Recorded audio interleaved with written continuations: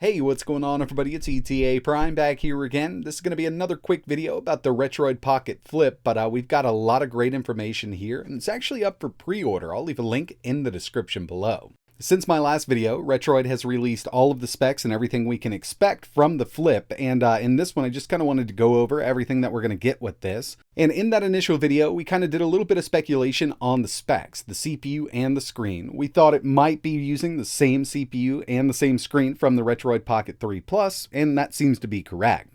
We have the Unisoc T618 and a 4.7-inch IPS display in a clamshell design. Of course, there's a lot of people out there that wanted to see a more powerful handheld, including myself, but the Retroid Pocket 3 Plus does offer some really good performance the way it is, and coming in with a new form factor, this clamshell form factor, personally, I think this is going to be an awesome little handheld. So we now know we're getting that 8-core CPU, we've got 2 A76 cores at 2 GHz and 6 A55 cores at 2 GHz. 4 GB of RAM, 128 GB of internal storage, plus it supports a micro SD card.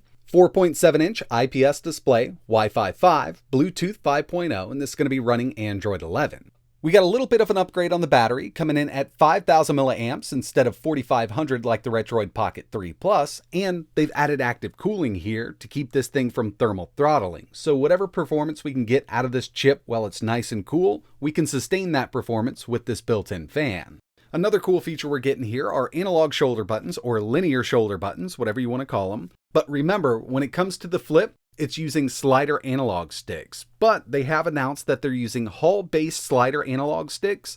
Now, I'm not a huge fan of sliders. This was kind of my main concern about it. But we'll have to get our hands on one of these and test them out just to see how they perform, because we haven't seen these Hall sliders in any other handheld on the market yet. Hopefully, they're a lot better than other sliders that some handhelds used in the past. But either way you look at it, I'm super excited to test this thing out, and we already know what kind of performance this thing's going to put out. It's going to put out the same performance as the Retroid Pocket 3 Plus, so if that wasn't enough for you, then I completely understand. You'll have to wait till the next revision. But I'm really glad that they are coming out with this clamshell design, and we've got a few colors to choose from, like Watermelon, 16-bit US, we've also got Indigo, Black, and they've got a special edition Sport Red. Now, they're not making many of these. This is kind of a limited edition run that they're doing here. I think it's the best looking one. Hopefully, I can get my pre-order in before everybody else buys these up. And that brings us to the last point of the video, pricing. So they've released a price list. And remember, there are $5 and $10 coupons floating around.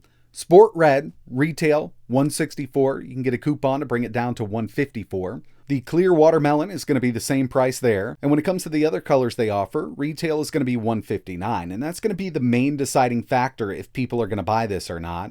And it should be up for pre-order right now over on their website. It's going to be shipping around April 10th, at least the first batch that they have. They haven't said how many they're going to be shipping on April 10th, but you can put your pre-order in right now. And I'd like to know if you did the pre-order. Is this something you're interested in? Are you going to pick one up? If so, what color did you get? Or are you just going to skip it all together and wait for a more powerful handheld device to be released? But that's going to wrap it up for this one. As soon as I can get my hands on one, I will be making a couple videos. If you've got any questions, let us know in the comments below. And like always, thanks for watching.